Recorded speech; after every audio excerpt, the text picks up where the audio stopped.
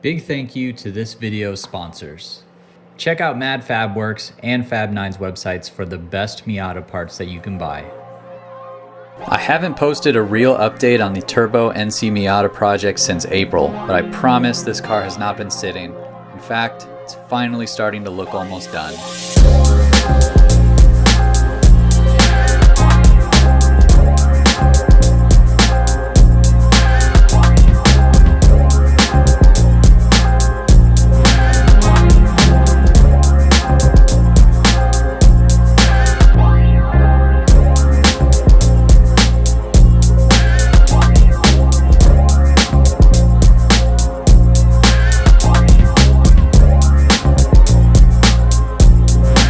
So let's quickly talk about where we left off on this thing. So in the last videos you guys saw of this, we had the engine back in, we mocked up the Fab9 GT turbo kit with the Pulsar turbo and the manifold and the intake manifold that they sent over, mocked everything up on the engine, took it all back apart, put the engine back in, and I've just been chipping away at this every single chance that I get. I know we focused a ton on the NC1 and it was really good for me. I needed to step away from this project, work on something new, put some different parts on the car. I was getting a little burnt out on this. Not because I wasn't excited, it was one thing after another.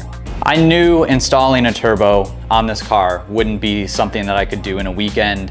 I wasn't expecting it to take me a few months, of course, but things like getting the right size hoses, getting enough hoses to connect to the vacuum block, and all of this stuff, heat shielding, and it's like you put one thing on and realize you need something else. It has just been one little thing after another. It's all gone mostly smooth, but it's just been one thing after another. So let's dive into what we've got done so far. If you are new to this and you don't know what this car is because you've seen so many videos of this car, this is my NC2 Miata. I did a 2.5 engine swap on it.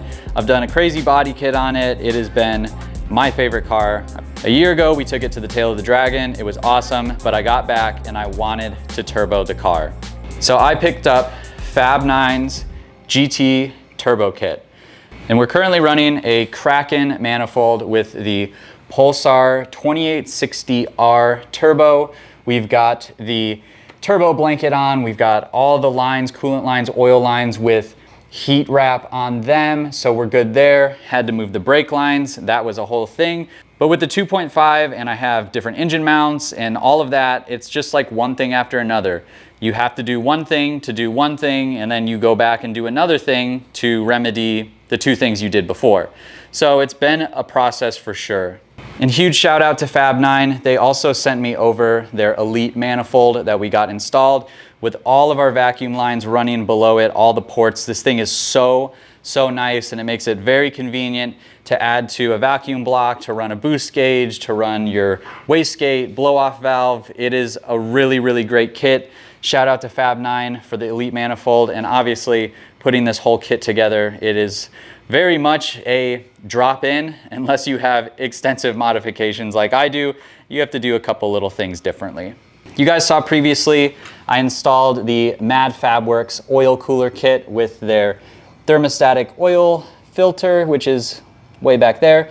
So the Mad Fabworx kit is awesome, fits great, but being that this is a US car, we have a steering shaft running down right here, and the provided hoses were getting really close to the steering shaft. So built some new AN lines with a 60-degree fitting off of the oil filter perch. So no issues there now, got lots of clearance. And we also have the intercooler installed. No charge pipes yet, but I think we're gonna do that in this video because I wanna keep working on the car. It's honestly really close. You can kind of see back in there, the Mad Fabworx oil filter perch. We are running two 10 AN lines off of that to our front oil cooler, as well as a 90-degree outlet for the AN line that runs up and provides oil to the turbo. So that was a good little feature for the Mad Fabworx stuff. Another thing I did a little bit differently is the oil drain tube. I put a -10 fitting on that to run the 10 AN line down to the oil drain for the turbo drain. So that makes it a little bit easier, no clamps, it just bolts right in, I guess. So Very nice there. And of course, shout out Mad Fabworx as well. They sent me over their oil cooling kit to install on the project. I couldn't have done this without the sponsors, Fab9 and Mad Fabworx. You guys have been so awesome with the support and sending me all the parts that I've needed to make my dream NC. It's honestly been just such a huge help being able to source parts and put everything together with the support that they have offered. So go down below in the description, check them out. Check out their products and order something because they're supporting cool builds like mine and making NCs go fast. But we've still got a box of parts to install. So instead of just making this all a talking video, let's install some charge pipes.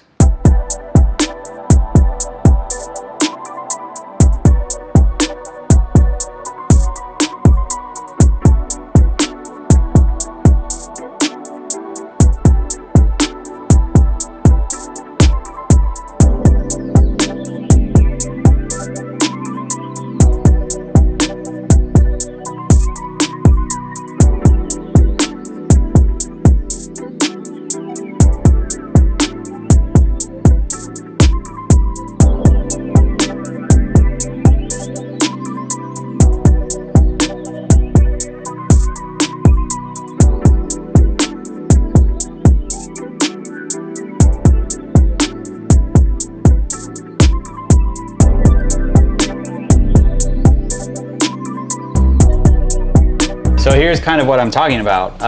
I've got the Elite manifold. This kit is set up for the OEM manifold. And you'd think, yeah, it should all fit, right? But no. So at no fault of Fab9 or anybody, I mean, if you order this kit, this is what you get. So getting the initial pipe in to go to the intercooler, there's a bend, and then the pipe that holds the mass airflow sensor should end up here where the throttle body kind of comes out, and then they provide a 90-degree coupling. But since my setup is different, it moves the throttle body forward. So for one of these pipes is too long. I'd have to cut either one. I also will need a like 45-degree silicone coupler to go from here to here. So it's gonna set up like that, but as I mentioned, when you are stacking parts on parts on parts, things just need to be customized a little bit. So now I have to stop and order a 45-degree coupler, but we are really close. I do have the radium PCV plate as well with two 10AN ports to run a catch can. I think like John's car, I'm gonna put the catch can right here is a good spot because now I know with the piping for the throttle body, I'll have plenty of room to put something in here. And still need to install our battery, but besides the catch can, the battery, and this single pipe, we are basically ready to go. I couldn't be more excited for this. I have been watching a ton of videos of people's turboed cars on Facebook and on YouTube. It's gotten me so excited to have this running back on the road and just ripping around. So stoked, so stoked. But I do apologize that there hasn't been a video on this car in a while. And as I explained, I just got a little burnt out. I got frankly tired of spending money on all the little stuff. And it was like every time I did one thing, I'd have to go buy things and buy two more things to do one more thing. And then I'm doing another, just like in this video. Thought we would just put on the charge pipes, but need to do some modifications because of other modifications that we've added. And in regards to the NC1, which has been it's just been great. I've been driving it to work and having fun with it. We've got two sets of side skirts here. The yellow ones are not mine, but the ones underneath it are. I've picked up a set of NC1 appearance package side skirts to put on the NC1 Miata, along with an NC1 appearance package front lip back here. And we still have the hard dog roll bar to install. I've got a set of fog light shrouds with new fog light lenses to throw on the NC1.